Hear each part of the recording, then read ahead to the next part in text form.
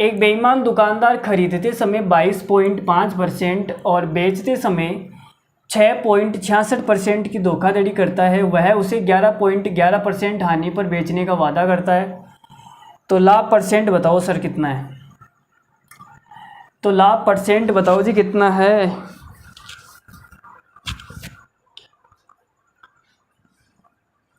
तो मैंने आपसे कहा 22.5% का मतलब कितना होता है। तो आप बोलोगे सर ये हो जाएगा 45/2%। परसेंट को हटाऊंगा तो नीचे 100 आ जाएगा। तो काट देते हैं भाई, 5 से काटूंगा, 5 से कटेगा 9 बार और 5 से कटूंगा 40 बार, 9/40 आ गया। तो बेईमान दुकानदार खरीदते समय घपला करता है 9/40 का, मतलब कि 40 खरीदने गया था लेकिन खरीद के कितना लाया, 49। ठीक है यहाँ तक, बोलो भाई यहाँ तक ठीक है। खरीदते समय घपला करने का मतलब है कि ज़्यादा खरीद के लाएगा, 40 पे 9 ज़्यादा खरीदेगा, मतलब 40 खरीदने गया 49 खरीद के लेके आ गया। और बेचते समय 6.66% की धोखाधड़ी करता है। तो भाई 6.66% का मतलब क्या है, इसका मतलब है 6 सही 2/3%।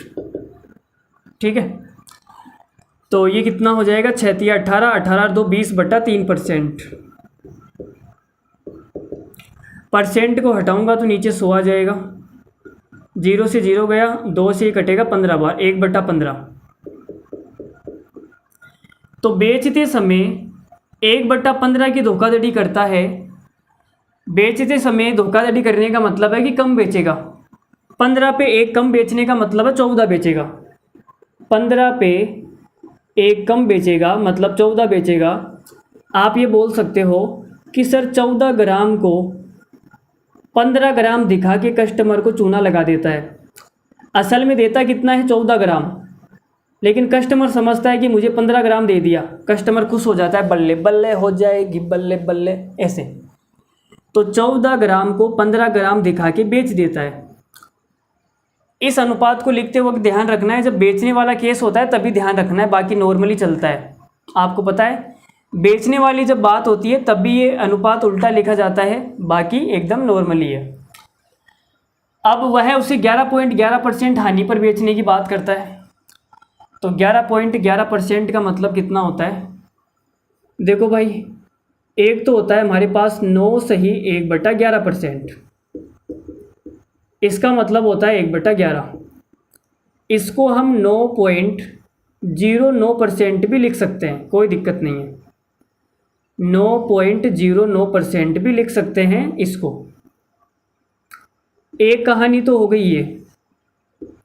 दूसरी कहानी होती है 11 सही 1/9%, इसका मतलब होता है 1/9। ठीक है, इसको हम 11.11% भी लिख सकते हैं।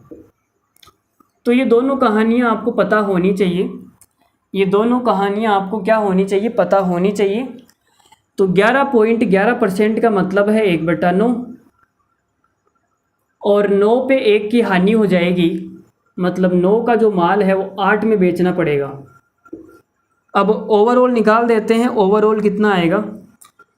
तो देखो भाई, 8 एकम 8 और 8 पंजो 40, 5 एकम 5 और 5 तिया 15, 3 एकम 3 और 3 तिया 9। और कुछ कटेगा, और कुछ भी नहीं कटेगा। तो 14 एकम 14, 14 दूना 28, चौक तिया 42। 42 का जो माल है वो कितने में जाएगा, 49 में जाएगा। तो भाई को प्रॉफिट कितने का हो जाएगा, 7 का, वो भी 42 पर।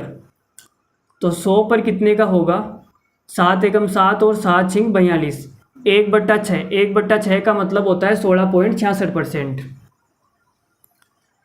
1/6 का मतलब होता है 16.66%।